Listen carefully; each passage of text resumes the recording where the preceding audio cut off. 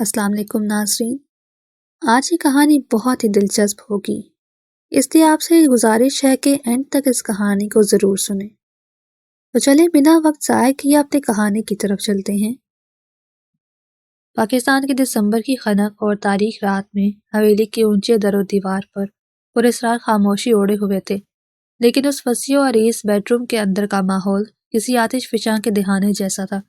باہر کی ٹھنڈک اندر موجود حبس اور تپش کا مقابلہ کرنے سے قاصر تھی۔ کمرے میں جلنے والی مدھم لائٹ سائے کو لمبا اور ڈراؤنا بنا رہی تھی۔ زمل بیڈ کے کونے میں بیٹھی اپنے سرخ دوپٹے کو بری طرح انگلیوں پر لپیٹ رہی تھی۔ اس کا پورا وجود کانپ رہا تھا۔ سامنے کھڑا شخص شاویز کوئی اجنبی نہیں تھا، یہ وہی تھا جسے اس نے اپنی دنیا، اپنا مسیحا سمجھا تھا، لیکن اس وقت اس کی آنکھوں میں جو اجنبیت، جو وحشت اور جو سرد مہری تھی، وہ زمل کا دم گھونٹ رہی تھی۔ وہ شاویز جو کل تک اس کی ایک مسکراہٹ پر جان وارتا تھا، آج اس کی آنکھوں میں اسے کچا چبا جانے والا غصہ نظر آ رہا تھا۔ شاویز نے اپنی لیدر جیکٹ اتار کر لاپرواہی سے بیڈ پر پھینکی اور ٹائی کی نوٹ ڈھیلی کرتے ہوئے دھیرے دھیرے اس کی طرف بڑھا۔ اس کے بھاری بوٹوں کی فرش پر پڑنے والی ہر آواز زمل کے دل کی دھڑکنوں سے تال میل کھا رہی تھی، جیسے کوئی موت کا نکارہ بجا رہا ہو۔ تم جانتی ہو میں تمہارا کیا لگتا ہوں؟ شاویز کا لہجہ بالکل سپاٹ تھا، جذبات سے عاری، لیکن ان الفاظ میں ایک ایسی کاٹ تھی جو سیدھی زمل کی روح میں اتر گئی۔ وہ خاموش رہی، بس پھٹی پھٹی نظروں سے اسے دیکھتی رہی۔ وہ ذرا اور جھکا، اتنا قریب کہ اس کے مہنگے پرفیوم کی تیز اور مسحور کن خوشبو زمل کے نتنوں سے ٹکرائی۔ یہ وہی خوشبو تھی جو لندن کی دھند آلود شاموں میں اسے تحفظ کا احساس دلاتی تھی، مگر آج یہ خوشبو اس کی سانسیں روک رہی تھی۔ اس کی قربت جان لیوا تھی۔ زمل نے دیوار کے ساتھ لگتے ہوئے خود کو مزید سکیڑنے کی کوشش کی، جیسے وہ دیوار میں جذب ہو جانا چاہتی ہو۔ جی، اس کی آواز بمشکل اس کے حلق سے برآمد ہوئی۔ تو بتاؤ پھر میں کون ہوں تمہارا؟ شاویز نے اس کے چہرے کے عین سامنے آ کر دونوں ہاتھ اس کے دائیں بائیں دیوار پر ٹکا کر اسے اپنے حصار میں لیتے ہوئے سوال دہرایا۔ اس کی گہری سیاہ آنکھوں میں ایک عجیب سی چمک تھی، جیسے شکاری اپنے شکار کے خوف سے لطف اندوز ہو رہا ہو۔ شوہر، لیکن آپ ڈراتے ہیں۔ وہ آنکھیں بند کرتی اٹک کر بولی۔ اس کی معصومیت، اس کے لرزتے ہونٹ اور اس طرح ڈرنے پر شاویز کے سخت اور تناؤ بھرے لبوں پر ایک پل کے لیے مسکراہٹ آئی، مگر وہ مسکراہٹ کسی طنز کی طرح فوراً ہی غائب ہو گئی۔ بیوی ڈرتی ہوئی ہی اچھی لگتی ہے، زمل شاویز۔ اس نے اس کا نام لیتے ہوئے ایک ایک لفظ چبایا، جیسے اسے یاد دلا رہا ہو کہ اب اس کی شناخت کس کے نام سے جڑی ہے۔ اور تمہیں تو ابھی بہت ڈرنا ہے، کیونکہ تمہاری ماں فرزانہ خالہ نے جو میرے ساتھ کیا، اس کا ایک ایک لمحہ اب تمہیں بھگتنا ہوگا۔ زمل نے جھٹکے سے آنکھیں کھولی۔ اس پر اسے لگا جیسے وقت تھم گیا ہو۔ اس کا ذہن تیزی سے ماضی کے دریچوں میں بھٹکنے لگا۔ لندن کی وہ سہانی یادیں، وہ پہلی ملاقات، وہ سب کیا تھا؟ کیا وہ سب جھوٹ تھا؟ لندن 6 ماہ قبل۔ لندن کا موسم ہمیشہ کی طرح ابر آلود تھا، ہلکی بوندا باندی ہو رہی تھی، اور زمل لفٹنگ یونیورسٹی سے نکل کر بس اسٹاپ کی طرف بڑھ رہی تھی۔ وہ اپنی ماں نیلم بیگم کے ساتھ یہاں رہتی تھی اور اپنی زندگی میں مگن تھی۔ اسے دنیا کی چالاکیوں کا کوئی علم نہیں تھا۔ وہ ایک سنسان گلی سے گزر رہی تھی جب اچانک 3 لڑکوں نے اس کا راستہ روک لیا۔ وہ مقامی آوارہ گرد تھے۔ ہیلو بیوٹیفل، اتنی جلدی کہاں جا رہی ہو؟ ایک لڑکے نے اس کا راستہ روکتے ہوئے فکرہ کسا۔ زمل گھبرا کر پیچھے ہٹی۔ راستہ چھوڑے میرا، ورنہ میں پولیس کو بلا لوں گی۔ پولیس تو تب آئے گی جب تم یہاں سے جاؤ گی، دوسرے نے کہا لگایا اور اس کا ہاتھ پکڑنے کی کوشش کی۔ زمل کی چیخ نکلنے ہی والی تھی کہ اچانک اندھیرے سے ایک سایہ نمودار ہوا۔ ایک مضبوط ہاتھ نے اس لڑکے کا کالر پکڑا اور ایک ہی جھٹکے میں اسے دور پھینک دیا۔ وہ شاویز تھا، لمبا قد، چوڑے شانے اور آنکھوں میں غضب کی تیزی۔ شاویز نے اکیلے ہی ان تینوں کی ایسی دھلائی کی کہ وہ دم دبا کر بھاگ نکلے۔ زمل جو بارش اور آنسوؤں میں بھیگی ہوئی تھی، دیوار سے لگی کانپ رہی تھی۔ یہ سب ایک طے شدہ ڈرامہ تھا۔ ان لڑکوں کو شاویز نے ہی پیسے دے کر اس کام کے لیے بھیجا تھا، لیکن زمل اس حقیقت سے انجان اسے اپنا فرشتہ سمجھ رہی تھی۔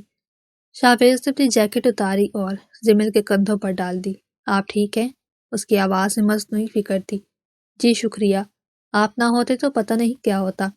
زمل سسک رہی تھی۔ آئندہ دھیان رکھنا، یہ لندن ہے، یہاں ہر گلی محفوظ نہیں ہوتی۔ وہ سنجیدگی سے بولا اور مڑنے لگا۔ آپ کا نام؟ زمل نے بے اختیار پوچھا۔ شاویز۔ اس نے پلٹ کر ایک گہری نظر اس پر ڈالی اور چلا گیا۔ اس دن کے بعد شاویز نے بڑی ہوشیاری سے اپنا جال بچھایا۔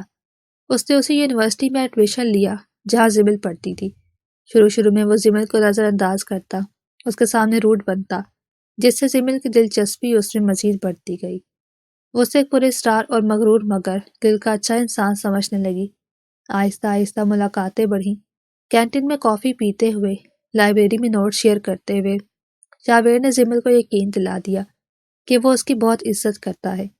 وہ جان بوجھ کر اپنی مظلومیت کی جھوٹی کہانی سناتا، کیسے وہ پاکستان میں اکیلا ہے اور لندن میں اسٹرگل کر رہا ہے۔ زمل کا معصوم دل اس کے لیے پگھلتا گیا۔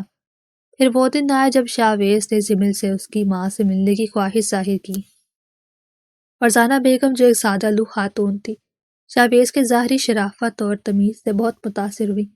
شاویز نے ان کے سامنے ایک انتہائی فرما بردار اور سلجھے ہوئے نوجوان کا کردار ادا کیا۔ آنٹی، میں زمل کو پسند کرتا ہوں، لیکن میں کوئی آوارہ گرد نہیں ہوں۔ میں اسے عزت سے اپنا بنانا چاہتا ہوں۔ شاویز نے سر جھکا کر نیلم بیگم سے کہا۔ فرزانہ بیگم جو اپنی بیٹی کے مستقبل کے لیے فکر مند تھی، اس فرشتے کو ٹھکرا نہ سکی۔ مجھے تم پر یقین ہے بیٹا، تم میری زمل کا خیال رکھو گے۔ شادی سادگی سے لندن میں ہی ہو گئی۔ زمل خوشی سے پھولی نہیں سما رہی تھی کہ اسے اس کے خوابوں کا شہزادہ مل گیا ہے۔ شادی کے کچھ ہی دن بعد شاویز نے کہا، زمل، میرے گھر والے پاکستان میں ہیں، وہ تم سے ملنا چاہتے ہیں۔ میں چاہتا ہوں ہم کچھ دن کے لیے وہاں جائیں۔ زمل اور فرزانہ نے فوراً حامی بھر لی۔ انہیں کیا خبر تھی کہ جس جہاز میں وہ بیٹھ رہے ہیں وہ اسے خوابوں کی دنیا سے سیدھا جہنم میں اتارنے کے لیے جا رہا ہے۔ حال زمل کی آنکھوں سے آنسو ٹوٹ کر گرے۔ وہ سارا پیار، وہ کیئر، وہ لندن کی بارش میں بچانا، سب ایک دھوکہ تھا، سب ایک پلان تھا۔ تو وہ سب جھوٹ تھا۔ زمل کی آواز ٹوٹی ہوئی کانچ کی طرح کرچی کرچی تھی۔ وہ لڑکے، وہ یونیورسٹی، وہ پیار، سب۔ شاویز نے ایک زہریلی مسکراہٹ کے ساتھ اسے دیکھا۔ ہاں، سب ایک اسکرپٹ تھا جسے میں نے ڈائریکٹ کیا، اور تم جیسی بے وقوف لڑکی نے اس میں ہیروئن کا رول ادا کیا۔ مجھے تمہاری ماں نیلم تک پہنچنا تھا، اور تم سب سے آسان راستہ تھی۔ میری ماما نے کیا کیا ہے؟ وہ تو بہت اچھی ہے، زمل نے روتے ہوئے دفاع کیا۔ شاویز کا چہرہ یکدم سخت ہو گیا۔ اس نے زمل کے بازو کو دبوچ لیا۔ اچھی؟ تمہارے لیے وہ ماں ہوں گی، میرے لیے وہ عورت ہے جس نے میرے باپ کا گھر اجاڑا، جس نے جھوٹے الزامات لگا کر میرے باپ کو ذلیل کیا اور ہمیں سڑک پر لا کھڑا کیا۔ وہ لندن بھاگ گئی عیش کرنے، لیکن میں نہیں بھولا۔ یہ جھوٹ ہے، زمل نے نفی میں سر ہلایا۔ سچ کیا ہے یہ تمہیں یہاں رہ کر پتہ چلے گا۔ اس نے جھٹکے سے زمل کو چھوڑا۔ نکاح میں نے اس لیے کیا تاکہ تمہیں قانونی طور پر اپنی ملکیت بنا سکوں، تاکہ فرزانہ بیگم جب بھی تمہیں یاد کریں انہیں تمہاری ہستی ہوئی صورت نہیں بلکہ تڑپتا ہوا وجود یاد آئے۔ وہ دوبارہ اس کے قریب ہوا۔ اس کی آنکھوں میں وحشت عروج پر تھی۔ ابھی تم نے سانس نہیں لی، اگر مزید ایک سیکنڈ اور سانس روکی تو میں تمہارے مزید پاس آ جاؤں گا، اور یقین مانو میں وہ لندن والا شریف شاویز نہیں رہا۔ اس کی دھمکی پر زمل نے فوراً ایک لمبا سانس دیا اور گھبرا کر اسے گھورنے لگی۔ اس کا دل سینے سے باہر آنے کو تھا۔ شاویز نے ایک فاتحانہ اور حقارت بھری نظر اس پر ڈالی اور واش روم کی طرف بڑھ گیا۔ دروازہ زور سے بند ہونے کی آواز پر زمل اچھل پڑی۔ کمرے میں اب صرف زمل کی سسکیوں کی آواز تھی۔ اس نے کانپتے ہاتھوں سے اپنے آنسو پوچھے اور اپنے سینے پر ہاتھ رکھا۔ اس کا دماغ اب بھی صدمے میں تھا، لیکن اس کی فطری معصومیت اور بچگانہ پن کہیں نہ کہیں زندہ تھا۔ یا اللہ، یہ بندہ تو سچ مچ کا ہٹلر نکلا۔ اس نے دھیرے سے بڑبڑاتے ہوئے نم آنکھوں سے بند دروازے کو گھورا۔ میں نے تو سوچا تھا کوئی ہیرو ٹائپ شوہر ملے گا جو پلکوں پر بٹھائے گا، یہ تو ولن مل گیا، وہ بھی ڈبل رول والا۔ پہلے ہیرو بن کر انٹری دی اور اب ولن بن کر ڈرا رہا ہے۔ اس نے ادھر ادھر دیکھا۔ کمرہ بہت بڑا اور ڈراونا تھا، بالکل پرانی فلموں کی حویلیوں جیسا۔ اوپر سے یہ حویلی ایسی ہے جیسے ابھی کوئی سفید ساڑی والی چڑیل موم بتی لے کر آ جائے گی۔ اس نے خود کلامی کرتے ہوئے بیڈ کی ایک طرف جگہ بنائی اور خود کو دوپٹے میں اچھی طرح لپیٹ کر دپک کر بیٹھ گئی۔ ماما بھی نا، وہ بھی اس کی ایکٹنگ سے متاثر ہو گئیں اور میری شادی اس جلاد سے کر دی۔ اب بھگتے زمل بیوی۔ اس نے سر گھٹنوں پر رکھ دیا۔ لیکن دل کے کسی گوشے میں ابھی بھی یہ امید تھی کہ شاید وہ لندن والا شاویز کہیں نہ کہیں اس سخت خول کے اندر موجود ہو، مگر فی الحال اسے اس ہٹلر کے ساتھ اس قید خانے میں رہنا تھا، اور یہ سوچ کر ہی اسے جھرجھری آ گئی۔ اگلی صبح جب زمل کی آنکھ کھلی تو کمرے میں دھوپ پھیل چکی تھی، مگر شاویز وہاں موجود نہیں تھا۔ اس نے سکون کا سانس لیا، شکر ہے ہٹلر چلا گیا۔ اس نے خود کلامی کی اور آئینے کے سامنے کھڑی ہو گئی۔ اس کی آنکھیں ابھی بھی تھوڑی سوجی ہوئی تھی، لیکن اس کی فطری شرارت اب بیدار ہو رہی تھی۔ وہ نیچے آئی تو حویلی کے ملازمین ادھر ادھر کام میں مصروف تھے۔ شاویز ڈائننگ ٹیبل پر اخبار پڑھ رہا تھا اور ساتھ ساتھ کافی پی رہا تھا۔ زبل نے دبے قدموں گزرنے کی کوشش کی، لیکن اس کی آواز نے اسے روک لیا۔ ناشتہ یہاں کر لو۔ زبل رک گئی۔ مجھے بھوک نہیں ہے۔ شاویز نے اخبار نیچے کیا اور اس سے سرد نظروں سے دیکھا۔ میں نے پوچھا نہیں ہے، حکم دیا ہے، بیٹھو۔ زبل بیچارگی سے کرسی کھینچ کر بیٹھ گئی۔ آپ ہر بات اتنے غصے سے کیوں کرتے ہیں؟ کیا بچپن میں کسی نے آپ کو مسکرانا نہیں سکھایا تھا؟ شاویز کے ہاتھ میں موجود کافی کا کپ لرزا۔ اس نے گہری نظروں سے زبل کو دیکھا۔ تمہاری زبان بہت چلنے لگی ہے۔ کل تو تم بول بھی نہیں پا رہی تھی۔ کل میں شوق میں تھی، اب میں عادی ہو رہی ہوں۔ زبل نے ہمت دکھاتے ہوئے آملیٹ کا نوالا لیا۔ اور ویسے بھی اگر آپ نے مجھ سے بدلہ لینا ہے تو کم از کم مجھے کھانا تو ڈھنگ کا کھلائیں، ورنہ میں تو کمزوری سے ہی مر جاؤں گی۔ پھر آپ بدلہ کس سے لیں گے؟ شاویز نے اسے حیرت سے دیکھا۔ یہ وہ لڑکی نہیں تھی جو کل رات کانپ رہی تھی۔ تمہاری منطق بھی تمہاری ماں جیسی ہی عجیب ہے۔ میری ماما کو بیچ میں مت لائیں۔ زبل نے چمچ میز پر پٹکا۔ وہ جہاں بھی ہیں بہت اچھی ہیں۔ شاویز کے ماتھے پر تیوری آئی۔ وہ اب یہاں تمہارے پاس نہیں ہے۔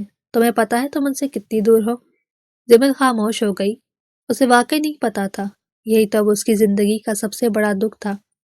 اسی وقت حویلی کا بڑا دروازہ زور سے بجا، جیسے کوئی اسے توڑنے کی کوشش کر رہا ہو۔ شاویز فوراً کھڑا ہو گیا۔ اس نے ایک اشارہ گارڈ کو کیا اور خود پستول نکال کر اپنی کمر کے پیچھے اڑس لی۔ زبل کی آنکھیں پھیل گئی۔ یہ کیا ہے؟ آپ کے پاس گن ہے؟ چپ چاپ اپنے کمرے میں جاؤ، شاویز نے اسے سخت لہجے میں کہا۔ زبل بھاگ کر سیڑھیوں کی طرف بڑھی، لیکن تجسس نے اسے وہیں روک لیا۔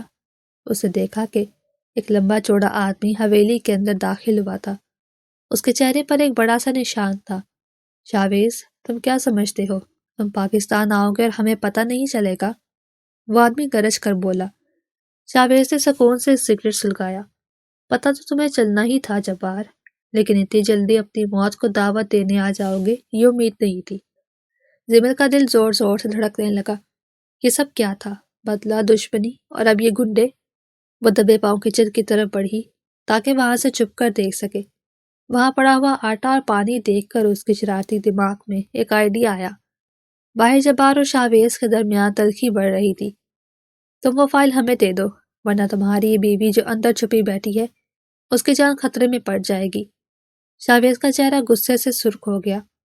اس سے پہلے کہ وہ کچھ کہتا اچانک کچن کے دروازے سے زبل نکلی۔ اس کے ہاتھ میں ایک بڑا سا برتن تھا جس میں آٹے اور پانی کا لیس دار آمیزہ بھرا ہوا تھا۔ یہ لے، میری طرف سے گفٹ۔ زبل نے چلا کر وہ سارا آمیزہ جبار کے چہرے پر پھینک دیا۔ جبار جو کسی گولی یا حملے کی توقع کر رہا تھا اس سفید چپچپا چیز سے ہکا بکا رہ گیا۔ اس کی آنکھیں آٹے سے بھر گئی اور وہ اندھوں کی طرح ہاتھ پاؤں مارنے لگا۔ شاویز نے گارڈ سے موقع پا کر اسے دبوچ دیا۔ شاویز نے پلٹ کر زبل کو دیکھا جب خالی برتن ہاتھ میں لیے فاتحانہ انداز میں کھڑی تھی۔ تم پاگل ہو؟ شاویز نے حیرت اور غصے کے ملے جلے تاثرات کے ساتھ پوچھا۔ آپ شکریہ بھی تو کہہ سکتے ہیں نا؟ زبل نے منہ بنایا۔ وہ آپ کو دھمکی دے رہا تھا۔ میں نے اسے آٹا اٹیک سے ڈیر کر دیا۔ اب یہ کبھی یہاں نہیں آئے گا۔ شاویز نے اپنا سر پکڑ لیا۔ وہ جو ایک خوفناک دشمنی کا آغاز کرنے آیا تھا اسے ایک مزاحیہ صورتحال کا سامنا کرنا پڑ رہا تھا۔ جبار کو گارڈز باہر لے گئے تو حویلی میں دوبارہ خاموشی چھا گئی۔ شاویز ابھی تک وہیں کھڑا زبل کو دیکھ رہا تھا جو اب اپنے ہاتھ صاف کر رہی تھی۔ اوپر چلو، شاویز نے مختصر کہا۔ زبل اس کے پیچھے پیچھے کمرے میں آئی۔ کمرے کا دروازہ بند ہوتے ہی شاویز نے اسے بازو سے پکڑ کر اپنی طرف موڑا۔ تمہیں اندازہ ہے تم نے کیا کیا؟ وہ کوئی عام گنڈا نہیں تھا، وہ ایک قاتل تھا۔ اگر اس کے پاس گن ہوتی تو وہ تمہیں مار دیتا۔ شاویز کی آواز میں اس پر غصے سے زیادہ فکر تھی۔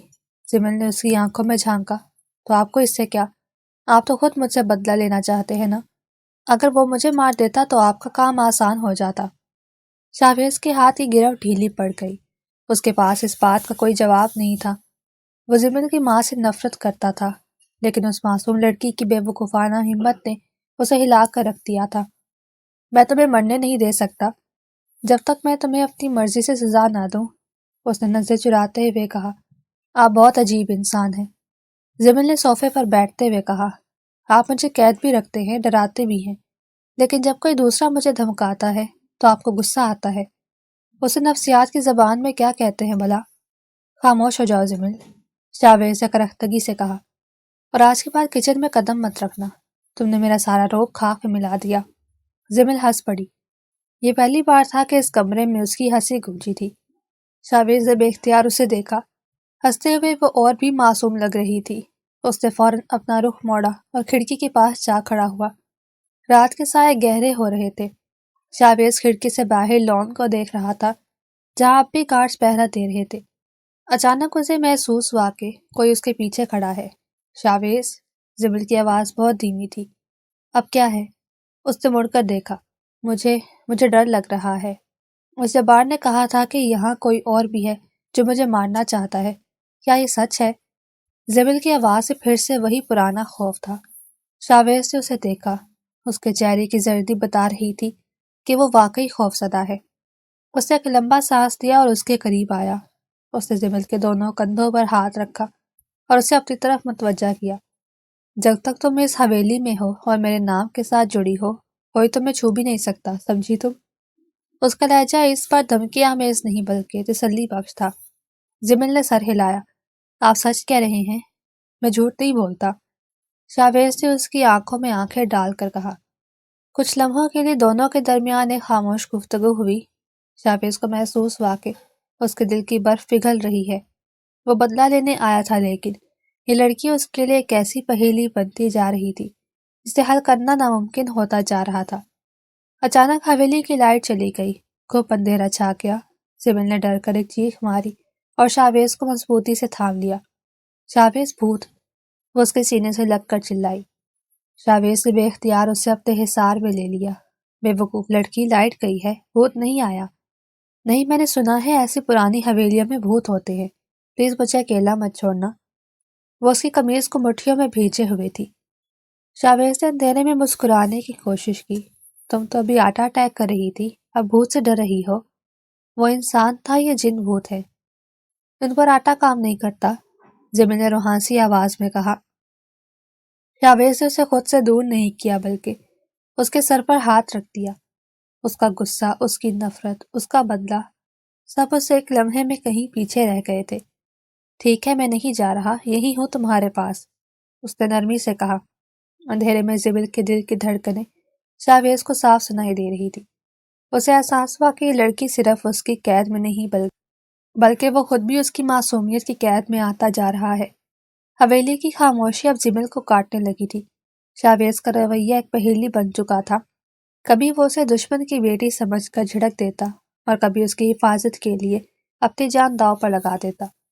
اس رات جب بارش باہر زور و شور سے برس رہی تھی، زمل نے شاویز کو ایک پرانے اسٹڈی روم میں داخل ہوتے دیکھا۔ یہ کمرہ ہمیشہ بند رہتا تھا۔ تجسس کے مارے زمل دبے قدموں اس کے پیچھے گئی اور دروازے کی دراڑ سے اندر جھانکنے لگی۔ شاویز ایک پرانی سی لکڑی کی میز پر جھکا ہوا تھا۔ اس کے سامنے کچھ پوسیدہ کاغذات اور ایک دھندلی سی تصویر پڑی تھی۔ کاش آپ نے یہ سب نہ کیا ہوتا بابا۔ شاویز کی آواز بہت مطلب تھی، جیسے وہ اپنے آپ سے بات کر رہا ہو۔ آج میں اس لڑکی کو دیکھتا ہوں تو مجھے اپنی نفرت کمزور پڑتی محسوس ہوتی ہے، لیکن میں آپ کے ساتھ ہونے والی زیادتی کیسے بھول جاؤں؟ زمل کا دل زور سے دھڑکا۔ کون سی زیادتی؟ ماما نے ایسا کیا کیا تھا؟ اس نے سوچا۔ اچانک شاویز نے تصویر میز پر پٹکی اور مڑا۔ اس کی نظر دروازے پر پڑی جہاں زمل کا دوپٹہ نظر آ رہا تھا۔ باہر آؤ زمل، اس کی گرجدار آواز نے زمل کو چلنے پر مجبور کر دیا۔ وہ سہمی بھی اندر داخل ہوئی۔ میں تو بس یہ پوچھنے آئی تھی کہ آپ نے کھانا کھایا یا نہیں؟ شاویز اس کے قریب آیا۔ اور اس کا بازو پکڑ کر اسے اس تصویر کی طرف گھسیٹا۔ یہ دیکھو، یہ میرے باپ کی تصویر ہے۔ جانتے ہو اسے جیل کیوں جانا پڑا؟ کیونکہ تمہاری ماں نے جھوٹی گواہی دی تھی۔ اس نے میرے باپ پر چوری کا الزام لگایا تھا تاکہ وہ خود اپنے مالی گبن چھپا سکے۔ میرا باپ جیل میں گھٹ گھٹ کر مر گیا اور ہم سڑک پر آ گئے۔ زمل کی آنکھوں میں آنسو آ گئے۔ میری ماما ایسا نہیں کر سکتی، آپ کو کوئی غلط فہمی ہوئی ہے۔ غلط فہمی؟ شاویز نے تلخی سے ہنس کر کہا، یہ کاغذات، یہ گواہیاں سب جھوٹ ہیں۔ تمہاری ماں نے مجھے یتیم کیا، مجھے در در کی ٹھوکریں کھانے پر مجبور کیا۔ اب تم کہتی ہو وہ معصوم ہے؟ زمل نے ہمت جمع کی، اگر وہ قصوروار ہے تو سزا انہیں دینا۔ مجھے یہاں قید کیوں کر رکھا ہے؟ کیا ایک معصوم کو تڑپانا آپ کے باپ کی روح کو سکون دے گا؟ شاویز خاموش ہو گیا۔ زمل کا سوال تیر کی طرح اس کے دل میں پیوست ہوا تھا۔ اس نے غصے سے زمل کا بازو چھوڑ دیا۔ چلی جاؤ یہاں سے، اس سے پہلے کہ میرا ہاتھ اٹھ جائے، چلی جاؤ۔ زمل روتی ہوئی وہاں سے بھاگ نکلی۔ اسے یقین نہیں آ رہا تھا کہ اس کی ہسمکھ اور پیاری ماں کے پیچھے ایسی کوئی تلخ حقیقت چھپی ہو سکتی ہے، لیکن شاویز کی آنکھوں کا درد بھی جھوٹا نہیں لگ رہا تھا۔ اگلے 2 دن زمل نے خود کو کمرے میں بند رکھا۔ وہ نہ کچھ کھا رہی تھی نہ کسی سے بات کر رہی تھی۔ شاویز باہر ہال میں ٹہل رہا تھا۔ اس کی نظریں بار بار سیڑھیوں کی طرف اٹھ رہی تھی۔ اسے عجیب سی بے چینی ہو رہی تھی۔ بی بی جی نے کچھ نہیں کھایا صاحب، ملازمہ نے آ کر اطلاع دی۔ شاویز نے غصے سے ٹرے اٹھائی اور خود اوپر چلا گیا۔ بغیر دستک دیے وہ کمرے میں داخل ہوا۔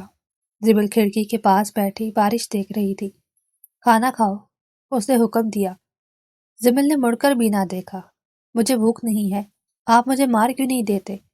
روز روز کی ذہنی اذیت سے بہتر ہے کہ آپ اپنا بدلہ ایک ہی بار پورا کر لیں۔ شاویز نے ٹرے میز پر رکھی اور اس کے پاس گیا۔ میں نے کہا کھانا کھاؤ، بحث مت کرو۔ زبل غصے سے کھڑی ہوئی اور اسے دھکا دینے کی کوشش کی، لیکن اس کا پاؤں فرش پر پڑے۔ پانی جو کھڑکی کھلی ہونے کی وجہ سے اندر آ گیا تھا پر پھسلا اور وہ زور سے فرش پر گری۔ اس کے گھٹنے سے خون نکلنے لگا۔ زمل کے منہ سے سسکی نکلی۔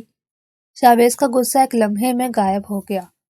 وہ فوراً نیچے بیٹھا اور اس کا پاؤں اپنے ہاتھ میں لیا۔ بے وقوف لڑکی، تمہیں دیکھ کر چلنا نہیں آتا؟ چھوڑے مجھے، آپ کو تو خوش ہونا چاہیے کہ میں زخمی ہو گئی۔ زمل نے اپنا پاؤں چھڑانے کی کوشش کی، لیکن شاویز کی گرفت مضبوط تھی۔ خاموشی سے بیٹھی رہو۔ وہ اسے اٹھا کر بیڈ پر لے گیا۔ وہ فرسٹ ایڈ باکس لے کر آیا اور بڑی مہارت سے اس کے زخم کو صاف کرنے لگا۔ زمل خاموشی سے اسے دیکھ رہی تھی۔ شاویز کے چہرے پر اس وقت وہ وحشت نہیں تھی جو عموماً رہتی تھی۔ اس کے ہاتھ بہت نرمی سے پٹی باندھ رہے تھے۔ آپ اتنے تضاد کیوں رکھتے ہیں اپنے اندر؟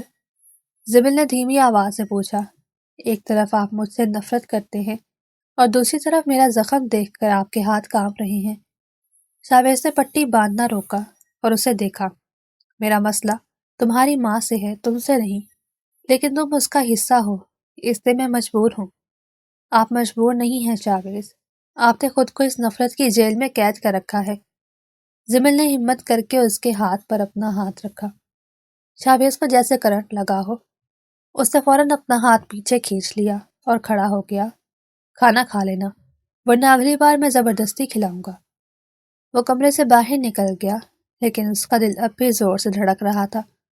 اسے احساس ہو رہا تھا کہ وہ جس دیوار کو نفرت سے کھڑا کر رہا ہے، زمل کی معصومیت اسے دھیرے دھیرے گرا رہی تھی۔ کچھ دن گزرے تو زمل کی طبیعت بہتر ہو گئی۔ اس نے سوچ لیا تھا کہ اگر وہ یہاں قید ہے تو رو رو کر وقت کیوں گزارے۔ اس نے شاویز کو تنگ کرنے کا ایک نیا منصوبہ بنایا۔ اسے پتہ چل گیا تھا کہ شاویز کو صفائی اور ڈسپلن بہت پسند ہے۔ شاویز ایک اہم بزنس میٹنگ کے لیے تیار ہو رہا تھا۔ اس نے اپنی سفید قمیض الماری سے نکالی تو اس کی چیخ نکل گئی، زمل! اس کی آواز پوری حویلی میں گونجی۔ زمل کچن سے بھاگتی ہوئی آئی، ہاتھ بیلن تھا۔ کیا ہوا، کیا بھوت آ گیا؟ شاویز نے وہ قمیض اس کے سامنے لہرائی۔ اس پر مارکر سے ایک بڑا سا کارٹون بنا ہوا ہے جس کے نیچے لکھا تھا مسٹر ہٹلر۔ یہ کیا ہے؟ شاویز کی آنکھیں غصے سے ابل رہی تھی۔ زمل نے معصومیت سے کندھے اچکائے۔ اوہ، یہ تو میں نے آپ کی شخصیت کے مطابق ڈیزائن بنایا ہے، دیکھے نا، اس کارٹون کی مونچھیں بالکل آپ کی طرح لگ رہی ہیں جب آپ غصے میں ہوتے ہیں۔ شاویز نے گہرا سانس لیا۔ تمہیں پتا ہے یہ قمیض کتنی مہنگی تھی؟ اور میری آج بہت اہم میٹنگ ہے۔ تو کیا ہوا؟ آپ یہی پہن کر جائیں، سب کو پتہ چلے گا کہ آپ کے اندر ایک بچہ بھی چھپا ہوا ہے۔ زمل نے ہنستے ہوئے کہا۔ شاویز اس کی طرف بڑھا تو وہ بیلن لہراتی ہوئی پیچھے ہٹی۔ دیکھیں، قریب مت آئیے گا، ورنہ میں اس بیلن سے آپ کا سر بھی ڈیزائن کر دوں گی۔ شاویز کی ہنسی چھوٹتے چھوٹتے رہ گئی۔ تم واقعی پاگل ہو۔ میں نے سوچا تھا تم مجھ سے ڈرو گی، لیکن تم تو میرے سر پر چڑھ رہی ہو۔ آپ ڈراتے ہی اتنا فیک ہیں کہ اب مجھے ہنسی آتی ہے۔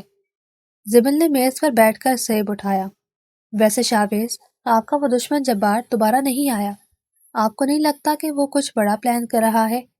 شاویز کا چہرہ فوراً سنجیدہ ہو گیا۔ میں نے گارڈز بڑھا دیے ہیں، تو فکر مت کرو، لیکن ہاں، تمہیں اب ہوشیار رہنا ہوگا۔ اسی وقت شاویز کے فون پر ایک کال آئی۔ اس کا چہرہ یکدم سفید پڑ گیا۔ کیا وہ ہسپتال میں ہے؟ اس نے فون رکھا اور زمل کی طرف دیکھا۔ تمہاری ماں تم سے ملنے آ رہی تھی، مگر ان کا ایکسیڈنٹ ہوا ہے اور وہ شہر کے سرکاری اسپتال میں ہے۔ زمل کے ہاتھ سے سیب گر گیا۔ ماما؟ اس کی آنکھوں سے وحشت پھیل گئی۔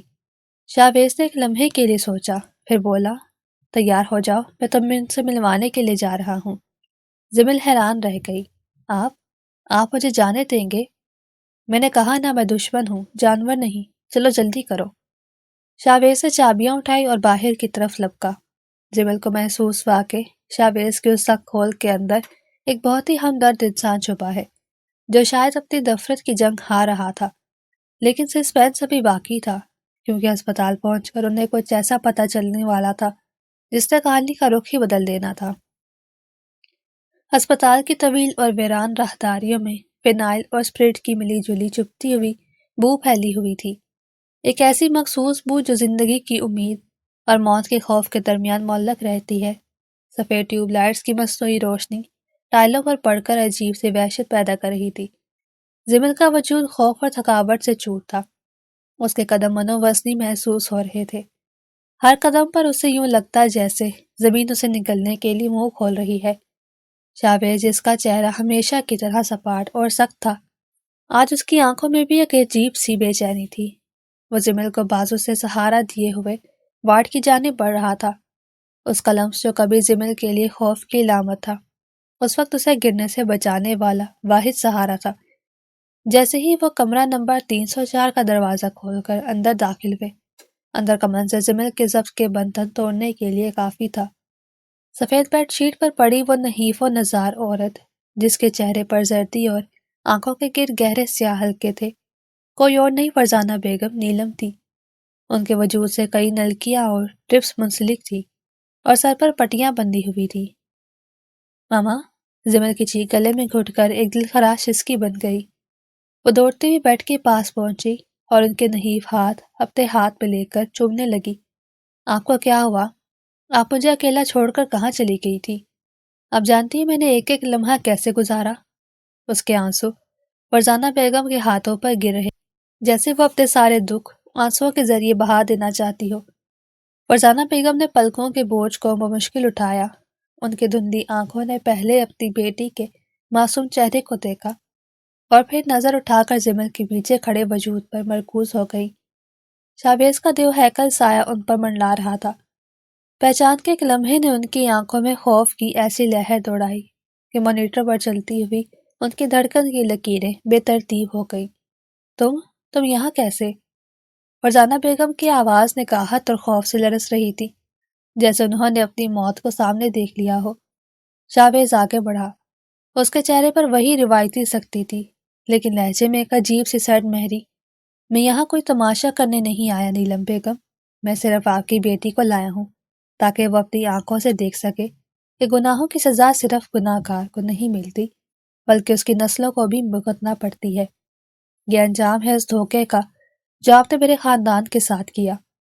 زمل نے بجلی کی تیزی سے مڑ کر شاویز کو دیکھا۔ اس کی آنکھوں میں التجا اور غصہ دونوں تھے۔ شاویز، خدا کے لیے، آپ دیکھ رہے ہیں وہ کس حال میں ہیں؟ پلیز اپنی نفرت کو کچھ دیر کے لیے دروازے سے باہر چھوڑ دے، میری ماں بیمار ہے۔ فرزانہ بیگم نے ایک گہرا اور تکلیف دہ سانس لیا۔ انہوں نے کپ کپاتے ہاتھ سے اشارہ کیا کہ زمل خاموش ہو جاؤ۔ شاویز بیٹا، انہوں نے اس نام کو اپنی زبان سے ادا کیا تو شاویز کے جبڑے بھیج گئے۔ بیٹا مت کہیے مجھے، شاویز نے گھرایا۔ مجھے پتا تھا ایک دن یہ سامنا ضرور ہوگا۔ تمہاری آنکھوں میں وہی آگ ہے، وہی غصہ ہے جو اس بدقسمت دن تمہارے باپ کی آنکھوں میں تھا جب پولیس اسے ہتھکڑی لگا کر لے جا رہی تھی۔ وہ میری طرف دیکھ رہے تھے، سوال کر رہے تھے، لیکن میں خاموش تھی۔ فرزانہ بیگم کی آنکھوں سے آنسو بہہ کر تکیے میں جذب ہونے لگے۔ لیکن خدا گواہ ہے شاویز، میں نے تمہارے باپ کے ساتھ غداری اپنی مرضی سے نہیں کی تھی۔ شاویز سے تنزیہ ہنسی جھوٹ ہر مجرم سزا کے وقت یہی کہتا ہے۔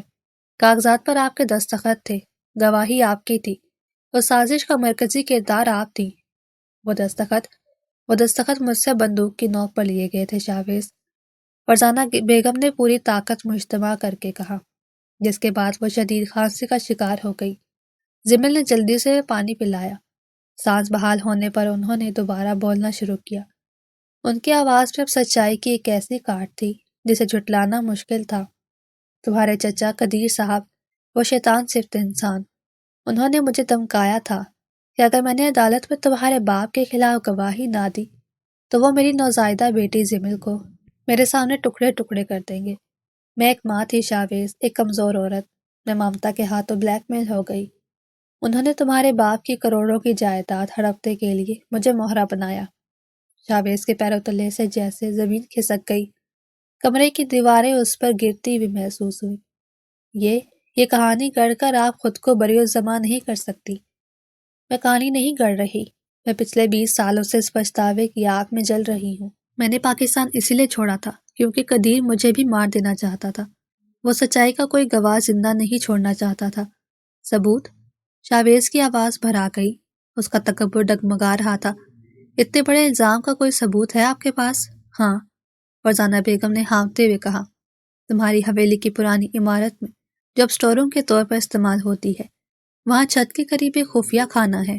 وہاں ایک پرانا زنگ آلود لال رنگ کا ڈبہ رکھا ہے۔ اس میں قدیر کے وہ دھمکی آمیز خطوط ہیں جو اس نے مجھے لکھے، اور وہ اصلی پراپرٹی فائل بھی ہے جسے اسے جعلی کاغذات سے بدلا۔ میں نے وہ سب مرنے سے پہلے تمہارے باپ کی امانت کے طور پر چھپا دیا تھا تاکہ کبھی تو سچ سامنے آئے۔ زمل نے حیرت اور صدمے سے شاویز کی طرف دیکھا۔ وہ شخص جو خود کو انصاف کا دیوتا سمجھتا تھا، جو اپنی نفرت کو اپنا زیور سمجھتا تھا، اس وقت ایک مجسم سوال بنا کھڑا تھا۔ شاویز کی آنکھوں میں پچھتاوے کے آنسو تیرنے لگے، اس کا دماغ سن ہو رہا تھا۔ ہسپتال سے حویلی واپسی کا سفر ایک ایسی جان لیوا خاموشی میں کٹا جس میں صرف گاڑی کے ٹائروں کی سڑک پر رگڑ کی آواز سنائی دیتی تھی۔ باہر موسلادھار بارش شروع ہو چکی تھی، جیسے قدرت بھی شاویز کے اندر کے طوفان کا ساتھ دے رہی ہو۔ شاویز اسٹیئرنگ وہیل کو اتنی زور سے بھینچے ہوئے تھا کہ اس کی پورے سفید پڑ چکی تھی۔ اس کا دماغ کسی ایٹم بم کے دھماکے کی طرح پھٹ رہا تھا۔ برسوں سے جس نفرت کی آبیاری کی، جس انتقام کو اپنی زندگی کا مقصد بنایا، کیا وہ سب محض ایک سراب تھا؟ کیا اس نے اپنی ہی محسنوں کو دشمن سمجھا؟ حویلی کی بلند و بالا دیواریں آج اسے کاٹ کھانے کو دوڑ رہی تھی۔ گاڑی پورچ میں رکتے ہی وہ کسی پاگل کی طرح باہر نکلا اور سیدھا پرانے حصے کی طرف بھاگا۔ زمل بھی بھیگتی ہوئی اس کے پیچھے لپکی۔ شاویز آرام سے، پلیز خود کو سنبھالے۔ لیکن شاویز کچھ سننے کے قابل نہ تھا۔ وہ پرانے اسٹور روم کا دروازہ لات مار کر کھول چکا تھا۔ اندر گرد و غبار کا راج تھا، مکڑیوں کے جالے ہر طرف پھیلے ہوئے تھے۔ اس نے پاگلوں کی طرح پرانی پیٹیوں اور الماریوں کو ٹٹولنا شروع کیا۔ چیزیں ادھر ادھر گر رہی تھیں، شیشے ٹوٹ رہے تھے۔ آخر کار ایک بوسیدہ دیوار کے پرانے اندرونی دراز اسے وہ لال ٹین کا ڈبہ نظر آیا جس پر وقت کی گرد جمی تھی۔ اس نے کانپتے ہاتھوں سے اسے اتارا۔ تالا زنگ آلود تھا۔ اس نے پاس پڑی ایک لوہے کی راڈ سے اسے توڑا۔ ڈبہ کھلا تو اندر زرد پڑ چکے کاغذات اور ایک پرانی فائل موجود تھی۔ شاویز نے ایک خط اٹھایا۔ لکھائی پہچاننے میں اسے ایک لمحہ بھی نہیں لگا۔ یہ قدیر چچا کی لکھائی تھی۔ نیلم، اگر تم نے زبان کھولی تو اپنی بیٹی کی لاش دیکھنے کے لیے تیار رہنا۔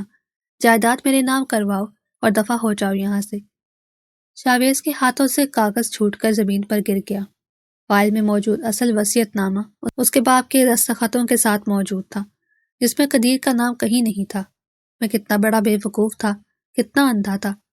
شاویز گھٹنوں کے بل زمین پر گر گیا۔ اس کی آواز میں ایسی شکستگی تھی جو پتھر کو بھی موم کر دے۔ میں نے اس سانپ کو اپنے سینے سے لگائے رکھا جس نے میرے باپ کو قبر میں اتارا، اور میں نے اس لڑکی کو سزا دی، اس معصوم کو جس کا کوئی قصور ہی نہیں تھا۔ اس نے اپنے دونوں ہاتھوں سے اپنا سر پکڑ لیا۔ یا اللہ، میں نے کیا کر دیا؟ زمل دھیرے سے چلتی ہوئی اس کے پاس آئی اور اس کے لرزتے ہوئے کندھے پر ہاتھ رکھا۔ اس لمحے اسے شاویز پر غصہ نہیں بلکہ ترس آ رہا تھا۔ شاویز جو گزر گیا ہے اسے واپس نہیں لایا جا سکتا۔ پچھتاوا توبہ کا پہلا قدم ہے، لیکن جب ہو رہا ہے اسے آپ روک سکتے ہیں۔ ہمیں یہ ثبوت پولیس کو دینے ہوں گے۔ آپ کے چچا کو خبر ہو گئی ہوگی کہ ہم ہسپتال گئے تھے۔ ابھی زمل کی بات مکمل بھی نہیں ہوئی تھی کہ حویلی کے مرکزی ہال میں بھاری بوٹوں کی آواز گونجی۔ یہ آواز موت کی دستک کی طرح تھی۔ شاویز چونک اٹھا۔ اس نے فوراً زمل کو اپنے پیچھے چھپایا اور خود ڈھال بن کر کھڑا ہو گیا۔ دروازے پر قدیر چچا کھڑے تھے۔ ان کے ساتھ 10-12 مسلح گارڈز تھے۔ قدیر کے چہرے پر وہ مصنوعی شفقت اور ہمدردی کا نقاب اب نوچ کر پھینکا جا چکا تھا۔ وہاں اب صرف خالص درندگی اور لالچ تھا۔ بیٹا شاویز، سنا ہے تم کچھ پرانے مردے اکھاڑ رہے ہو؟ قدیر چچا نے ایک مکروہ مسکراہٹ کے ساتھ کہا۔ ان کی نظر شاویز کے ہاتھ میں موجود فائل پر پڑی۔ آپ نے میرے ساتھ یہ کیوں کیا چچا؟ شاویز کی آواز میں غصہ، دکھ اور بے یقینی کا ملغوبہ تھا۔ میں نے آپ کو باپ کا درجہ دیا تھا، میں آپ کی عزت کرتا تھا۔ باپ؟ عزت؟ قدیر نے کہا لگایا جو خالی کمرے میں گونجا۔ مجھے سلطنت چاہیے تھی شاویز، یہ طاقت، یہ پیسہ۔ تمہارا باپ بہت ایماندار بنتا تھا، اصولوں کا پکا تھا، اسے راستے سے ہٹانا ضروری تھا۔ میں نے 20 سال انتظار کیا کہ تم میرے اشاروں پر ناچو گے، لیکن اب جب تم سچ جان چکے ہو تو افسوس، تمہیں بھی اپنے باپ کے پاس جانا ہوگا، اور تمہاری خوبصورت بیوی یہ بھی اب زندہ نہیں بچ سکتی۔ شاویز نے زمل کا ہاتھ اتنی مضبوطی سے پکڑا کہ اس کی انگلیاں دکھنے لگی۔ آپ میرے جیتے جی زمل کو ہاتھ نہیں لگا سکتے، میری لاش پر سے گزرنا ہوگا آپ کو، جیسے تمہاری مرضی۔ قدیر نے بے پرواہی سے کندھے اچکائے اور گارڈز کو اشارہ کیا۔ شاویز شیر کی طرح ڈٹ گیا۔ اس نے پہلے گارڈ کا حملہ روکا اور اس کی بندوق چھین کر اسے بٹ مارا۔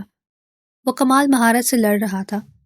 اس کا ہر وار غضبناک تھا، لیکن وہ اکیلا تھا اور وہ سب مسلح۔ کمرے میں چیزیں ٹوٹنے کی آوازیں اور چیخو پکار گونج رہی تھی۔ زمل نے گلدان اٹھا کر ایک گارڈ کے سر پر دے مارا، لیکن اسی کشمکش میں ایک دوسرے گارڈ نے پستول کا بھاری دستہ زمل کے سر کے پچھلے حصے پر مارا۔ زمل کے منہ سے ایک چیخ نکلی اور وہ آنکھوں میں اندھیرا چھاتے ہی زمین پر ڈھیر ہو گئی۔ زمل! شاویز کی توجہ ہٹی۔ وہ چیختا ہوا اس کی طرف لپکا، لیکن اسی لمحے کسی نے اس کے سر پر پیچھے سے زوردار وار کیا۔ شاویز کی آنکھوں کے سامنے تارے ناچنے لگے، دنیا گھومی اور پھر گہرا سیاہ اندھیرا چھا گیا۔ جب شاویز کے شعور نے انگڑائی لی تو اسے شدید درد کا احساس ہوا۔ اس کے سر میں ہتھوڑے بج رہے تھے۔ اس نے آنکھیں کھولنے کی کوشش کی تو دھندلا سا منظر دکھائی دیا۔ وہ ایک قدیم بوسیدہ گودام جہاں نم اور پیٹرول کی بو نے سانسیں نموحال کیا ہوا تھا۔ وہ ایک لوہے کی کرسی سے رسیوں کے ذریعے جکڑا ہوا تھا۔ اس کے بالکل سامنے زمل بھی اسی طرح بندھی ہوئی تھی۔ اس کے ماتھے سے خون رس کر اس کے گال پر جم چکا تھا اور وہ ہوش میں آ رہی تھی۔ زمل! شاویز نے خشک حلق سے اسے پکارا۔ زمل نے کراہتے ہوئے آنکھیں کھولی۔ شاویز، ہم کہاں ہیں؟ ہم قدیر کی قید میں ہیں۔ شاویز کی آواز میں شدید ندامت تھی۔ مجھے معاف کر دینا زمل، میں تمہارا محافظ نہیں بن سکا۔ میری اندھی نفرت نے ہمیں یہاں پہنچایا ہے۔ آج اگر تمہیں کچھ ہو گیا تو میں مر کر بھی سکون نہیں پاؤں گا۔ زمل نے اپنے درد کو دباتے ہوئے ہلکی سی مسکراہٹ لبوں پر سجائی۔ وہ جانتی تھی کہ اس وقت شاویز کو حوصلے کی ضرورت ہے۔ اب یہ جذباتی ڈائیلاگ بازی بند کریں ہٹلر صاحب۔ آپ کو کیا لگتا ہے میں اتنی آسانی سے مرنے والی ہوں؟ ابھی تو مجھے آپ سے بہت سی بدلے لینے ہیں۔ اس نے ماحول کا جائزہ لیا۔ ویسے یہاں سے نکلنے کا کیا پلان ہے؟ میرا آٹا اٹیک تو یہاں کام نہیں آئے گا کیونکہ میرے ہاتھ بندھے ہیں۔ شاویز کی آنکھوں میں زمل کی بہادری دیکھ کر ایک نئی چمک پیدا ہوئی۔ میں نے بے ہوش ہونے سے پہلے اپنی اسمارٹ واچ سے ایمرجنسی سگنل بھیج دیا تھا۔ میرے وفادار سیکیورٹی ہیڈ بازل تک لوکیشن پہنچ چکی ہوگی۔ ہمیں بس تھوڑا وقت چاہیے۔ اسی وقت گودام کا بھاری شٹر اٹھا اور قدیر اپنے چند آدمیوں کے ساتھ اندر داخل ہوا۔ اس کے ہاتھ میں ایک جلتی ہوئی سگار تھی۔ وقت تو تمہارے پاس ہے ہی نہیں شاویز، قدیر نے زہریلی ہنسی کے ساتھ کہا۔ میں اس گودام کو راکھ کا ڈھیر بنانے والا ہوں۔ دنیا یہی سمجھے گی کہ شارٹ سرکٹ سے حادثہ ہوا اور میاں بیوی جل کر خاک ہو گئے۔ کتنا ٹریجک اینڈ ہے نا؟ قدیر نے اشارہ کیا تو اس کے آدمیوں نے گودام کے چاروں طرف مزید پیٹرول چھڑک دیا۔ قدیر نے اپنی سگار فرش پر پھینکی اور ماچس کی تیلی جلا کر پیٹرول کی دھار پر گرا دی۔ الوداع بھتیجے، جہنم میں اپنے باپ کو میرا سلام کہنا۔ آگ نے فوراً بھڑک کر فرش کو اپنی لپیٹ پہ لے لیا۔ قدیر اور اس کے آدمی کہے لگاتے ہوئے باہر نکل گئے اور شٹر گرا کر باہر سے لاک کر دیا۔ گودام میں درجہ حرارت تیزی سے بڑھنے لگا۔ آگ کے شعلے دیواروں پر رقص کرنے لگے۔ دھواں دم گھٹنے کی حد تک بڑھ گیا۔ زمل کو کھانسی کے دورے پڑنے لگے۔ شاویز، مجھے سانس نہیں آ رہا۔ زمل کی آواز ڈوب رہی تھی۔ شاویز نے جنونی انداز میں اپنی رسیاں رگڑنا شروع کی۔ رسی کی رگڑ سے اس کی کلائی چھل گئی تھی۔ خون بہہ رہا تھا لیکن اس نے درد کی پرواہ کیے بغیر پوری قوت لگا دی۔ اس کی نظریں صرف زمل پر تھی جو اپنے ڈھال ہو رہی تھی۔ ہمت مت ہارنا زمل، میں آ رہا ہوں۔ ایک زوردار جھٹکے کے ساتھ رسی ٹوٹ گئی۔ شاویز کرسی سے اچھلا اور آگ کے شعلوں کے درمیان سے ہوتا ہوا زمل تک پہنچا۔ اس کے کپڑوں کے دامن کو آگ نے چھوا لیکن اس نے فوراً بجھا دیا۔ اس نے تیزی سے زمل کی گرہیں کھولی۔ اٹھو زمل، ہمیں اوپر کی کھڑکی سے نکلنا ہوگا۔ آگ اب دروازے اور راستوں کو مکمل گھیر چکی تھی۔ شاویز نے ادھر ادھر دیکھا۔ ایک کونے میں پرانے ٹائر اور لوہے کا سامان پڑا تھا۔ اس نے ایک بھاری آہنی راڈ اٹھایا اور دیوار کے اوپر موجود روشن دان کی طرف اچھال کر شیشہ توڑا۔ وہاں تک پہنچنے کے لیے اس نے کریٹوں کا ایک ڈھیر لگایا۔ چلو، اس نے زمل کو سہارا دے کر اوپر چڑھایا۔ دھوئیں کی وجہ سے کچھ دکھائی نہیں دے رہا تھا۔ شاویز نے اپنی قمیض اتار کر زمل کے منہ پر رکھی۔ پہلے تم۔ زمل نے روشن دان سے باہر چھلانگ لگا دی اور شاویز اس کے پیچھے کودا۔ وہ دونوں باہر کی گیلی گھاس پر لڑکتے ہوئے گرے۔ تازہ ہوا نے ان کے پھیپھڑوں میں زندگی کی لہر دوڑا دی۔ اسی لمحے پولیس کے سائرن اور گاڑیوں کے ٹائروں کی آوازیں گونج اٹھی۔ بازل پولیس فورس کے ساتھ پہنچ چکا تھا۔ قدیر اور اس کے ساتھی جو ابھی گاڑیوں میں بیٹھنے ہی والے تھے پولیس کے گھیرے میں آ گئے۔ قدیر بھاگنے کی کوشش کر رہا تھا لیکن شاویز جو اب زخمی شیر کی طرح تھا دوڑ کر اس تک پہنچا اور اسے کالر سے دبوچ لیا۔ آج تم قانون سے تو شاید بچ جاتے لیکن میرے ہاتھوں سے نہیں بچو گے۔ شاویز نے ایک بھرپور مکہ قدیر کے جبڑے پر مارا جسے وہ لڑکھڑا کر گر پڑا۔ اس سے پہلے کہ شاویز مزید کچھ کرتا پولیس افسران نے اسے روک لیا اور قدیر کو ہتھکڑیاں لگا دی۔ شاویز ہانفتا ہوا واپس پلٹا۔ زمین زمین پر بیٹھی کھانس رہی تھی۔ شاویز نے گھٹنوں کے بل بیٹھ کر اس کا چہرہ اپنے ہاتھوں میں لیا۔ بارش کے قطرے ان کے چہروں پر موجود کالک اور خون دھو رہے تھے۔ تم ٹھیک ہو نا؟ بولو زمل۔ اس کی آواز میں بے پناہ تڑپ تھی۔ اگر تمہیں خراش بھی آتی تو میں دنیا جلا دیتا۔ زمل نے اپنی لرزتی ہوئی نگاہوں سے شاویز کو دیکھا۔ اس نے پہلی بار اس سخت جان انسان کی آنکھوں میں اتنی بے پناہ محبت اور خوف دیکھا تھا۔ اس نے اپنا سر شاویز کے سینے پر رکھ دیا۔ میں ٹھیک ہوں شاویز، بالکل ٹھیک ہوں، بس میرا سر درد کر رہا ہے۔ کیا اب میں آپ کو ہٹلر کہہ سکتی ہوں یا وہ آفر ختم ہو گئی؟ شاویز نے نم آنکھوں کے ساتھ ہنس دیا اور زمل کو زور سے بھینچ لیا۔ تم مجھے جو چاہو کہو، پوری زندگی کہو، بس مجھے چھوڑ کر جانے کی بات مت کہنا۔ 6 ماہ بعد حویلی کا ماحول اب مکمل طور پر بدل چکا تھا۔ وہ دیواریں جو کبھی خوف اور سازشوں کی گواہ تھی اب تازہ رنگ و روغن اور پھولوں کی خوشبو سے مہک رہی تھی۔ لان میں ہر طرف رنگ برنگے گلاب کھلے ہوئے تھے جو زمل کی نگرانی میں لگائے گئے تھے۔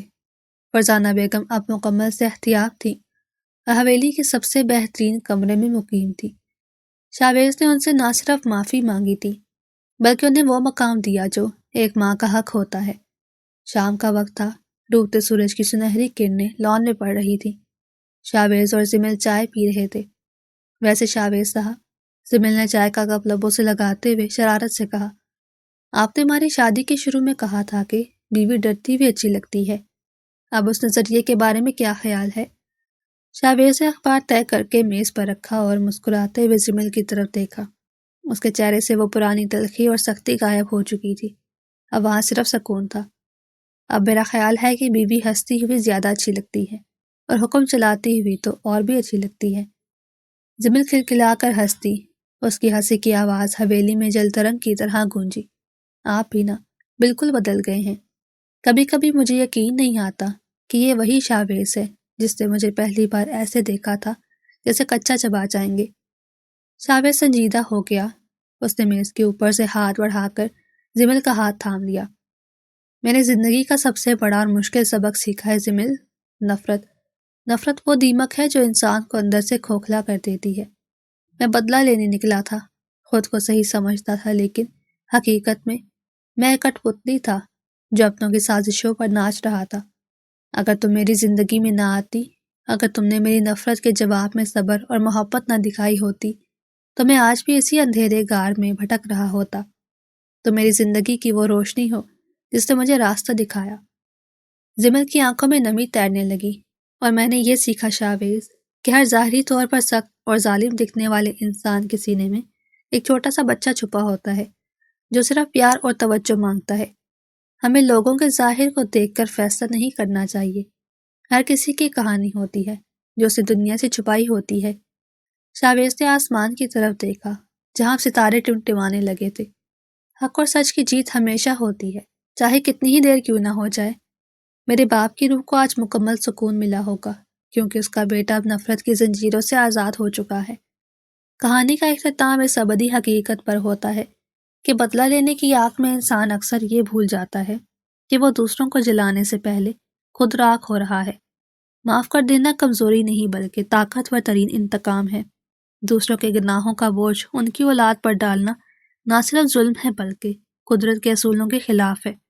محبت، سچائی اور درگزر ہی وہ ہتھیار ہیں جو بڑی سے بڑی دشمنی کو بھی دائمی سکون میں بدل سکتے ہیں۔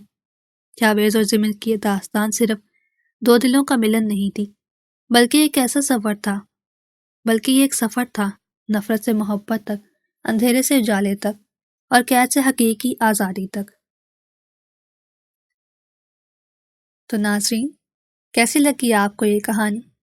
جیسا کہ میں نے کہا تھا کہ آج کی کہانی بہت ہی دلچسپ ہونے جا رہی ہے۔ مجھے تو اسے پڑھ کر بہت مزہ آیا۔ آپ کو کیسے لگی ہماری آج کی کہانی؟ اپنی رائے کا اظہار کمنٹس میں ضرور کریے گا۔